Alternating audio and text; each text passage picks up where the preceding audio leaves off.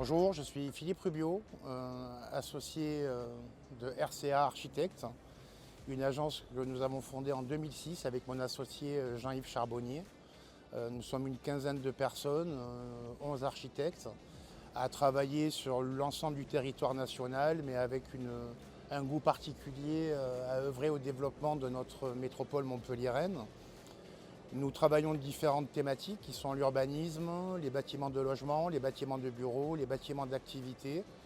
Nous essayons de proposer une architecture créative, durable et ludique dans ce monde en perpétuelle évolution.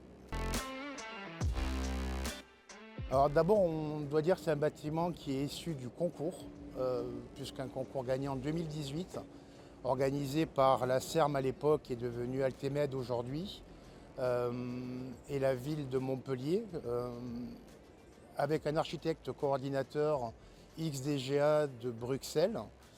Et je tiens à citer Donato Salamina, qui était l'architecte responsable de ce projet.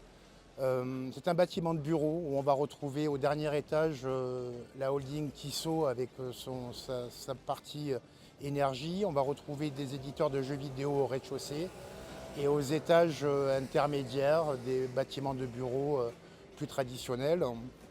C'est un projet qui est conçu en plan libre pour une évolutivité totale justement de passage de open space à bureau fermé. C'est vraiment un projet très évolutif dans son sein.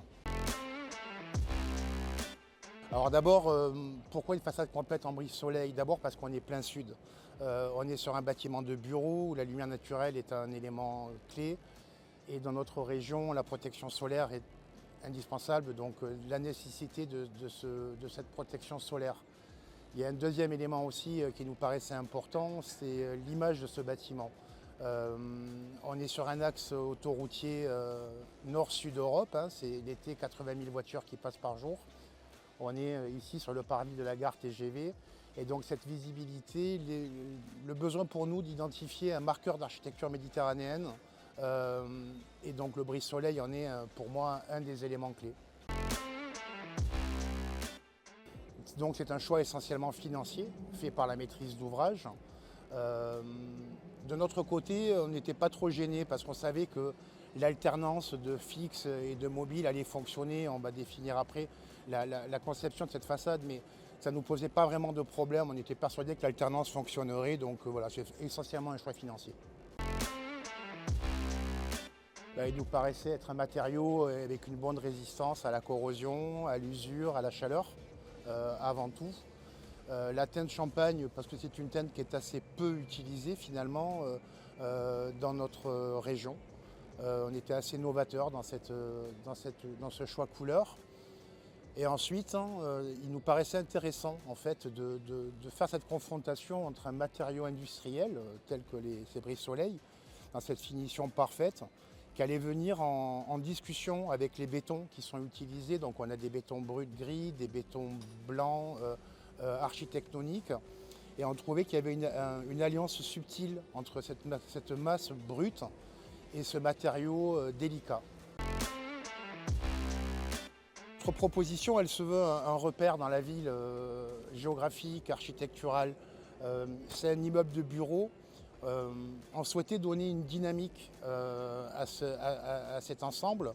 Je parlais tout à l'heure de l'autoroute, de ce flux constant, et on trouvait que la dynamique était une thématique intéressante pour un immeuble de bureau, le mouvement. Alors, pour créer cette dynamique, on s'est inspiré de deux courants majeurs de l'histoire de l'art, l'op art et l'art cinétique. C'est-à-dire comment finalement on allait créer une vibration sur la base d'éléments fixes, c'est-à-dire comme Vasarely, où finalement c'est le spectateur en se déplaçant qui va créer l'animation. Alors dans ce cas de figure, on peut avoir des variations faites par les brise-soleil, mais finalement c'est cette illusion d'optique qu'on a cherché à mettre en place, cette transformation d'un bâtiment en œuvre d'art. Alors d'abord, on va rester sur l'apport solaire, l'architecture contemporaine. Son principal atout, c'est la lumière naturelle, c'est-à-dire comment faire rentrer largement de la lumière naturelle, qui est pour moi un élément clé de confort d'usage. La contrepartie, c'est la protection solaire, puisqu'il faut aussi se protéger des périodes ingrates de l'été notamment. Au niveau du confort des usagers, on va retrouver, pour rester dans l'architecture méditerranéenne, des terrasses à tous les étages, c'est-à-dire que l'espace extérieur est un marqueur de l'architecture méditerranéenne. Ensuite, on va retrouver des halls assez généreux, halls d'entrée notamment. On peut aussi parler de l'évolutivité des plateaux, on en parlait tout à l'heure, mais c'est aussi cette conception de bâtiment de bureau doit permettre, les modes de fonctionnement de travail changent. Il faut que les plateaux puissent changer. C'est vraiment au-delà de cette façade, c'est aussi ça le cœur de ce bâtiment.